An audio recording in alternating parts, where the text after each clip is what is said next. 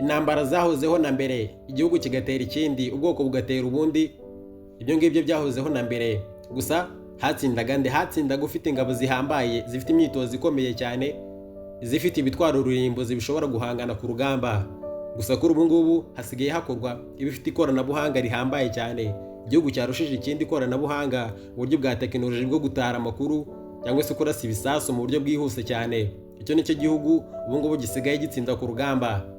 Munyemerere kuri uyu munsi mu mwaka wa 2025 turebere hamwe urutonde rw'ibihugu 12 byose bishobora kuba bifite igisirikare gikomeye kuruta ibindi ku isi. Njye muri kubana nitwa Mazima Kabiri Prince. Muhawe ikaze. Ku mwanya wa 12 turasanga igihugu cya Brazilian Armed Forces. Iki ni igihugu gifite abasirikare basaga 360 n'inkeragutabara 340. Ingengo y'imari ya kino gisirikare narenga miliyari 1 na miliyoni 4,400,000. Brazil iri ku mwanya wa 17 ku isi mu bihugu bishobora gatubutsa mu byerekeranye n'ibya gisirikare, kandi Brazil nicyo gihugu gifite igisirikare gikomeye muri Amerika yose y'Amajyepfo nyuma ya Leta Zunze Ubumwe za Amerika. Nicyo gihugu kita gikurikiraho, kandi ni igisirikare kibitseho intwaro zigezweho, haba izirwanira mu mazi, mu kirere, byagera ku butaka bikaba akarusho. Brazil yibitseho za burende zirenga 460 n'amato y'intambara yuzuye ikoranabuhanga arenga 130 yose, n'indege zirwanira mu kirere zuzuye ikoranabuhanga zirasaka kahava. Ku mwanya wa 11 turasanga igisirikare cy'Ubufaransa, French Armed Forces. Iki ni igisirikare gifite abasirikare basaga 198,241 ndetse n'inkeragutabara zirenga 25,700. Ingengo y'imari ya kino gisirikare cy'Ubufaransa ni miliyari 59 na miliyoni 600 z'amadolari ya Amerika, kandi kugeza ubu nicyo gisirikare kiri ku mwanya wa 8 ku rutonde rw'isi mu bihugu bishora gatubutse mu byerekeranye n'ibya gisirikare. Ni kimwe mu bihugu byibitseho intwaro rurimbuzi n'intwaro zuzuye ikoranabuhanga, dore ko kibitseho amato y'intambara nka submarine, ndetse bo bikorera kandi ashobora kurasa ibisasu byo mu bwoko bwa ballistic missile. Iyi ni misile iherutse no gukoreshwa mu bitero by'ingabo za Israel zarasaga muri Iran. Si ibyo gusa, uretse ko banashobora gukora n'ibitwaro bishobora kwambukiranya imigabane bikiri kuzerera mu kirere. French Armed Forces ni igisirikare gihora gikora ubushakashatsi ndetse n'uburyo bwo kwagura uburyo bacura intwaro rurimbuzi zuzuye ikoranabuhanga, ibimodoka by'urugamba, amato y'intambara ndetse n'indege z'intambara nk'iyo bise Dream Fighters. Ku mwanya wa 10 turasanga igihugu cy'Ubutaliyani, Italian Armed Forces. Iki ni igisirikare gifite abasirikare basaga 165 ndetse n'inkeragutabara 18,300 batojwe neza cyane by'urugamba. Ingengo y'imari ya kino gisirikare cy'Ubutaliyani narenga miliyari 32 z'amadolari ya Amerika. Iki ni igisirikare kiri ku mwanya wa 12 ku isi yose mu gushora gatubutse mu byerekeranye n'ibya gisirikare. By'akarusho, uyu mwaka cyarushijeho kwibikaho intwaro z'intambara ziremereye zifashishwa ku rugamba, harimo nk'indege z'intambara zuzuye ikoranabuhanga rihanitse ndetse zigezweho, amato y'intambara n'ibibunda bya gisirikare bikomeye cyane birwanira ku butaka. Cyane ko igisirikare cy'Ubutaliyani ari kimwe mu gisirikare gitinyitse mu byerekeranye no kurwanira mu mazi, dore ko kinegereye inyanja ya Mediterane. Ku mwanya wa 9 turasanga igihugu cya Pakistan Armed Forces. Iki ni igisirikare gifite abasirikare basaga 654 n'inkeragutabara zisaga 55,000. Ingengo y'imari ya kino gisirikare cya Pakistani ni miliyari 10 na miliyoni 300 z'amadolari ya Amerika. Kuri ubu kikaba kiri ku mwanya wa 24 mu gushora amafaranga menshi cyangwa se gushora gatubutse mu byerekeranye n'ibya gisirikare. Pakistan Armed Forces, iki ni igihugu kimwe mu bihugu byibitseho ibitwaro bishobora kurasa mu kindi gihugu bikagihindura itongo. Ku bubiko bwabo bwuzuye ibikoresho byuzuye ikoranabuhanga rihanitse, burende zirenga 4,000 byose, muri zo harimo 2,000 zakorewe mu Bushinwa, na kajugujugu z'intambara zirenga 316 zose, harimo iziri mu bwoko bwa Mi-35 cyangwa se Mi-35 zikorerwa mu gihugu cy'Uburusi. Ku mwanya wa 8 turasanga igisirikare cya Turkiya, Turkish Armed Forces. Iki ni igisirikare kibarizwamo abasirikare basaga 350 n'inkeragutabara zirenga 378 ndetse na 700. Ingengo y'imari y'icyo gisirikare cya Turkiya narenga miliyari 40 z'amadolari ya Amerika. Akaba ari cyo gihugu kiri ku mwanya wa 11 mu gushora gatubutse mu byerekeranye n'ibya gisirikare. Cyane kino gisirikare gititiza benshi bacyumvishe, dore ko ari na kimwe mu bisirikare bigari muri iyi si. Igisirikare cya Turukiya kirwanira ku butaka Turkish Armed Forces, kirwanira mu mazi Turkish Navy, n'izirwanira mu kirere arizo Turkish Air Force, byose byibitseho intwaro zimeze neza kandi zuzuye ikoranabuhanga rigezweho nk'indege z'intambara zirenga 295, kajugujugu zifite umuvuduko uhambaye zirenga 35 z'urugamba, ndetse na burende zirenga ibihumbi 2 byose na 620, n'ibindi bitwaro bya rurimbuzi bavuga nk'icyo bise self propelled.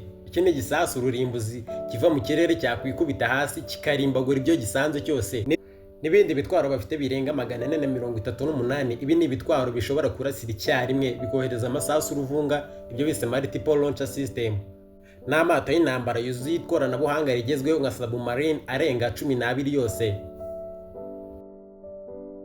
Ku mwanya wa 7 turasanga igisirikare cy'Ubuyapani, Japanese Self Defense Force. Iki ni igisirikare cy'Ubuyapani gifite abasirikare basaga ibihumbi 247 n'ijana n'inkeragutabara zirenga ibihumbi 56 byatojwe neza ibyerekeranye by'urugamba. Ingengo y'imari y'ikino gisirikare cy'Ubuyapani, Japanese Self Defense Forces, narenga miliyari 56 z'amadolari y'Amerika. Igihugu cy'Ubuyapani kiri ku mwanya wa 9 ku rutonde rw'ibihugu bishora gatubutse mu byerekeranye n'ibya gisirikare.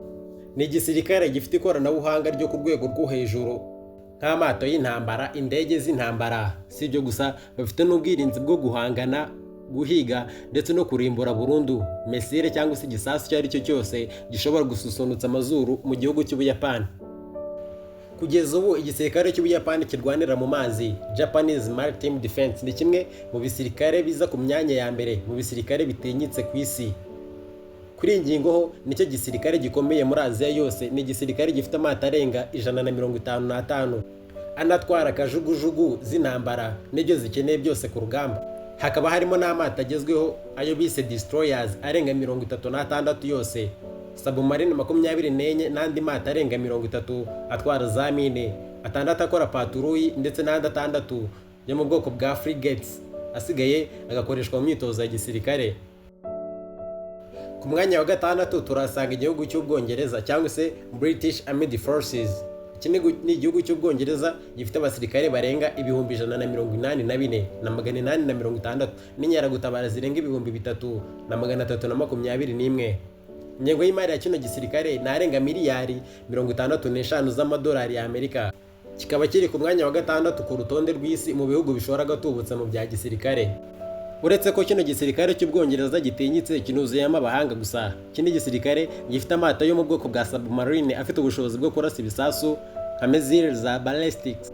Kugeza ubu ni igisirikare gifite indege zirenga 130 z'urugamba zose, harimo 30 zo mu kiragano cya 5 nka F-35 cyangwa F-35, ndetse na kajugujugu zirenga 294 zose, n'ibindi bimodoka by'intambara byose hamwe birenga 1480. Ku mwanya wa 5 turasanga igihugu cya Korea, Northern Korea, Koreans Armed Forces. Iki ni igisirikare cya Korea gifite abasirikare basaga ibihumbi 500 n'inkeragutabara zirenga ibihumbi 310, byose bifite imyitozo myiza ndetse ihambaye. Ingengo y'imari ya kino gisirikare cya Korea y'Amajyepfo narenga miliyari 44 na miliyoni 200 z'amadolari y'Amerika. Ku rutonde rw'isi mu bihugu bishora gatubutse, Korea iri ku mwanya wa 10. Igisirikare cya Korea gikomeza kwaguka umunsi ku munsi no kugwiza ibikoresho by'intambara kabuhariwe mu bubiko bwabo, indege z'intambara, amato y'intambara nka submarine, dore ko banafite igisirikare kirwanira mu mazi kiza mu myanya y'imbere mu bisirikare bitinyitse ku isi yose. Ikirwanira mu kirere nacyo sinakubwira, gusa icyo nakubwira nuko bafite indege z'intambara zose hamwe zirenga 410, harimo n'izo mu kiragano cya 5 nka F-36. Ku butaka naho ntiboroshye. Icyo nakubwira cyo nuko Korea y'Amajyepfo yibitseho intwaro za burende. Izi ngizi zirasa ibisasu umufiririzo zirenga ibihumbi 2870 zose. Ku mwanya wa 4 turasanga igihugu cy'Ubuhinde, Indian Armed Forces. Ikindi gisirikare cy'Ubuhinde kugeza ubu gifite abasirikare basaga 1,460,000. Iki ni cyo gihugu cya mbere ku isi gifite abasirikare benshi kugeza ubu ngubu, gifite umubare munini w'abasirikare ku rutonde rw'isi. Kandi Ubuhinde bufite inkeragutabara zirenga 1,200,000 kandi nazo zifite imyitozo myiza cyane. Ingengo y'imari ya kino gisirikare cy'Ubuhinde ni miliyari 74 z'amadolari ya Amerika. Kugeza ubu ngubu kiri ku mwanya wa 4 rutonde rw'isi mu bihugu bishora gatubutse mu byerekeranye n'ibya gisirikare. Usibye ko kino gisirikare ari kinini gihagije, haba ikirwanira ku butaka, ikirwanira mu mazi, hadasigaye n'ikirwanira mu kirere, byose byibitseho intwaro nziza ndetse zigezweho zuzuye ikoranabuhanga ry'akataraboneka. Banakora intwaro z'intambara nka submarine zifite ubushobozi bwo kurasa mezire zo mu bwoko bwa balistike. Banafite indege ziguruka mu kirere zikajya kure cyane, zikarekura bombe cyangwa zikarekura igisasu kikamanuka ku butaka aho cyikubise. Ubutaka cyikubiseho nta kintu na kimwe gihumeka gisigaraho, ntihagire inyubako igihumekaho sinakubwira, kirarimbuka kakahava. Ku mwanya wa 3 turasanga igihugu cy'Ubushinwa, People's Liberation Army. Iki ni igisirikare cy'Ubushinwa, icyo cyitwa People's Liberation Army. Ubushinwa nicyo gihugu gifite abasirikare benshi kugeza ubu ngubu kuri ino si nzima dutuyeho. Ubushinwa bufite abasirikare barenga miliyoni 2 zose n'inkeragutabara zirenga 510,000, kimwe cya kabiri cya miliyoni kirenga.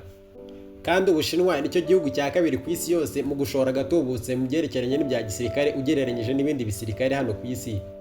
Ubushinwa ingengo y'imari yabwo muri uyu mwaka ni miliyari zirenga 293 z'amadolari ya Amerika.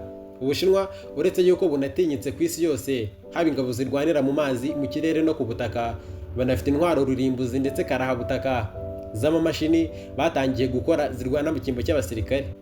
Si ibyo gusa, uretse ko igihugu cy'Ubushinwa ari igisirikare kibitseho indege z'intambara zo mu kiragano cya 5 nka Su-35 zirenga 24. Izi ni indege zikorerwa mu gihugu cy'Uburusiya. Bafite n'indege zirwanira mu kirere, indege zifite ubushobozi buhambaye zo mu bwoko bwa F-35. Izi ni indege byibuze imwe ishobora kugura miliyari 2,600,000 z'amadolari ya Amerika.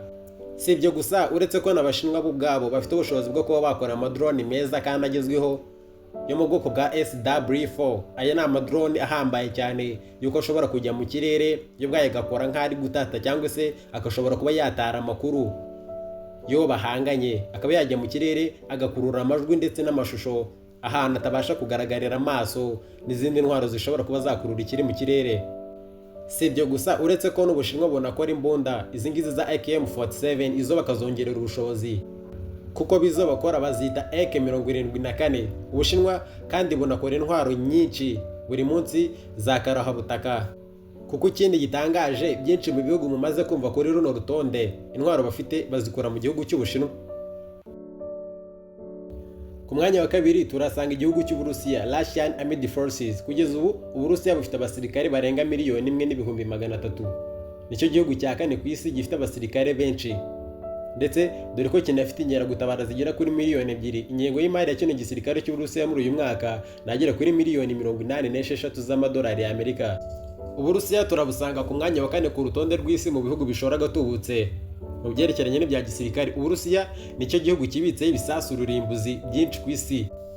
Ikindi wamenya nuko Uburusiya aricyo gihugu kibitseho mesero nyinshi, cyangwa se mesire nyinshi ushobora kohereza mu kirere zikagenda ziri kwambukiranya imipaka zikiri kuzerera mu kirere. Ibi bishatse gusobanura yuko Uburusiya bushobora kurindira ikindi gihugu aho bibereye, bakohereza intwaro zikaza kubarindira umutekano mu gihe mwaba muri mu ntambara. Dore ko ari nacyo gihugu gifite burende nyinshi, aho bafite burende zigera ku 14,000 byose na 777 n'ibindi bifaru byohereza urufaya rw'amasasu. Byose hamwe biteranyije bikaba byashobora kuba byarenga 120,000. Uburusiya kandi bunafite system nziza cyane bise Pantsir S1 ndetse niyo bise S400 bakoresha mu guhangana n'ibitwaro byose bishobora kuraswa mu gihugu cy'Uburusiya, ndetse n'ikindi cyari cyo cyose gishobora gususunutsa amazuru mu kirere cy'Uburusiya. Igisirikare cy'Uburusiya kirwanira mu mazi nacyo nticyoroshye habe na gatoya, kuko kibitseho amato y'intambara ahambaye yuzuye ikoranabuhanga rigezweho yose arenga 780, harimo n'agenewe guhangana n'indege zishobora guturuka mu kirere ariyo bise destroyers. Igihugu cya mbere gifite igisirikare gikomeye kuri ino si Yabazima ni US Armed Forces. Iki ni igihugu cya Leta Zunze Ubumwe za Amerika. Ni igisirikare gifite ingabo zirenga 1,328,000. Ni igihugu kuri ubu ngubu kiri ku mwanya wa 3 mu bihugu bifite abasirikare benshi kugeza ubu ngubu kuri ino si. Ikindi wamenya nuko Leta Zunze Ubumwe za Amerika arizo zifata umwanya wa mbere mu gushora gatubutse mu byerekeranye n'ibya gisirikare, kuko kugeza ubu ngubu ingengo y'imari ya kino gisirikare muri uyu mwaka narenga miliyari 816 na miliyoni 700 z'amadolari ya Amerika. Leta Zunze Ubumwe za Amerika nicyo gihugu cyonyine gifite abasirikare benshi bakorera hanze y'umupaka w'igihugu mu birindiro igihumbi bafite ku isi yose. Ikindi wamenya nuko Leta Zunze Ubumwe za Amerika ziharira umwanya wa mbere mu gisirikare gifite ibikoresho bifite ikoranabuhanga rihambaye kuruta ibindi bihugu byose twavuze harugura.